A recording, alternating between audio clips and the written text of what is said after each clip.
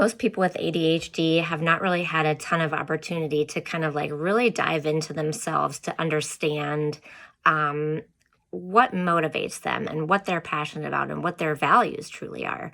Because we've just been living our lives with a mask to, try to fall into the mold that has been created for us by the neurotypical people in our lives.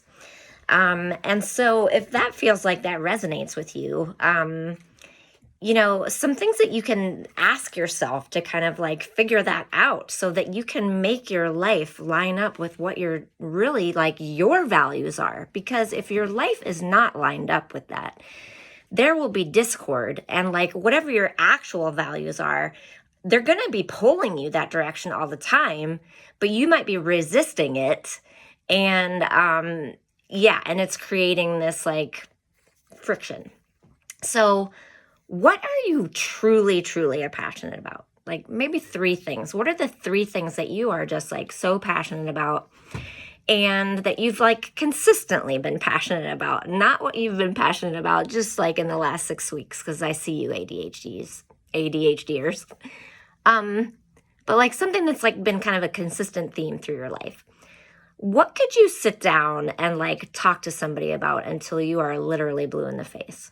I mean, for me, that's ADHD, obviously. But that's not true for anybody else in my family. They don't want to talk to me about that. But, and then like, what do you value? What don't you value? What values do you think that you have like been trying to live by that actually are not your values?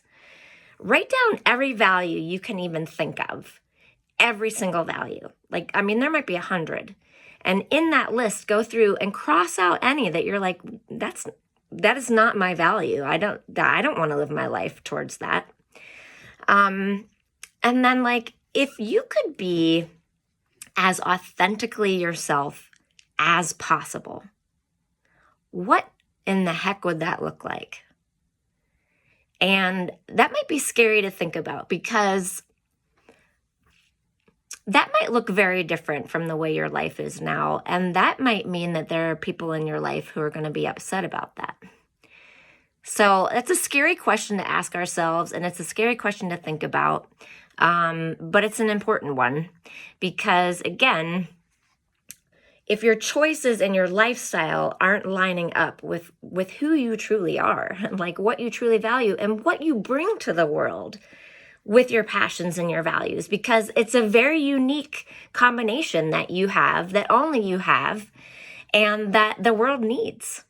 And if, we aren't able to get that from you, from the world, then everybody suffers. So what would it look like?